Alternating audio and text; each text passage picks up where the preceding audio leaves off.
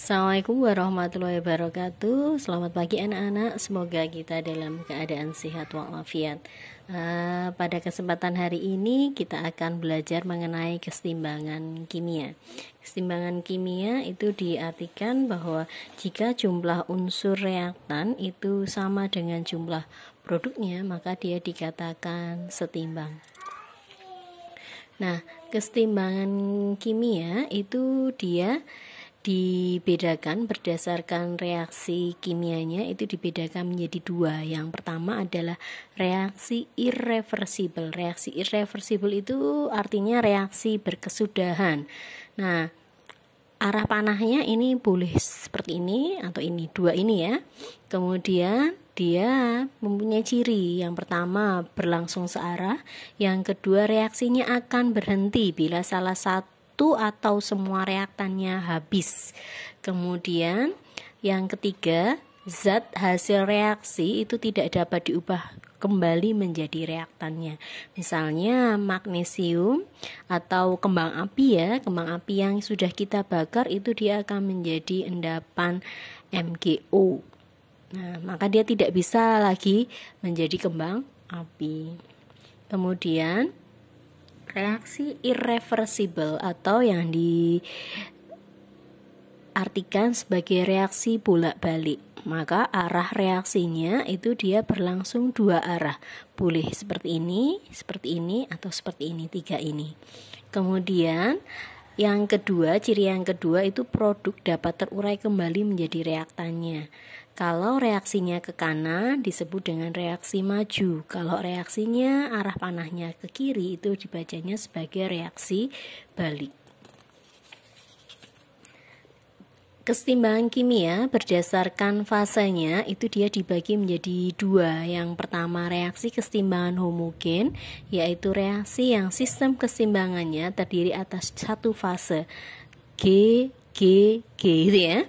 Kalau yang heterogen itu reaksi yang sistem kesetimbangannya terdiri atas lebih dari satu fase, gas, liquid, aqueous. Berarti dia disebut dengan heterogen.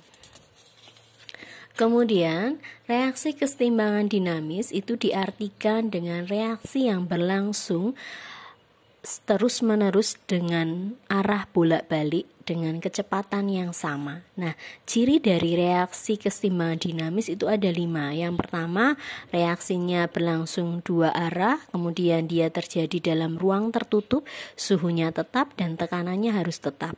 Kemudian yang ketiga, laju reaksi ke arah reaktan dan ke arah produknya itu sama gitu. Kemudian terjadinya perubahan mikroskopis atau dia dalam tingkat partikel gitu ya. Jadi kadang perubahannya tidak bisa kita amati dengan baik gitu.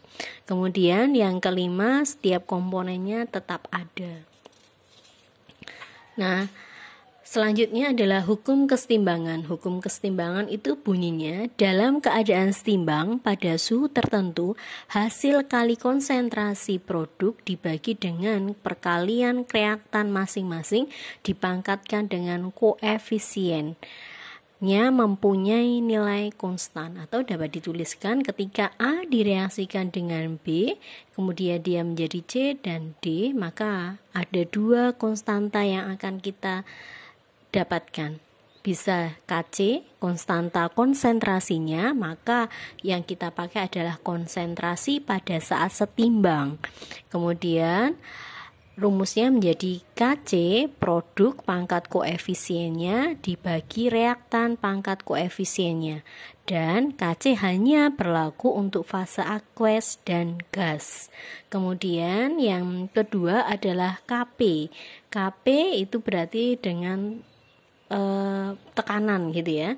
Maka rumus untuk mencari Kp itu ada dua. Yang pertama, Kp sama dengan P produk pangkat koefisien dibagi P reaktan pangkat koefisien, maka akan berlaku, dia hanya berlaku untuk fase gas saja.